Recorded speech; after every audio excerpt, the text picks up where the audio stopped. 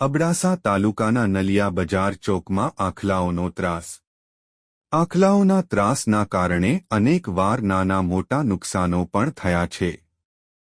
બજાર ચોકમાં ખરીદ કરવા માણસો જાય છે તો પણ જાનનો જોખમ જોવા મળી રહ્યો છે.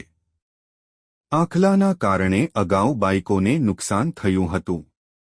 અગાઉ બજાર ચોકમાં વેપાર કરવા માણસો ગયા હતા ત્યારે નાની મોટીઓ ઈજાઓ પણ થઈ હતી.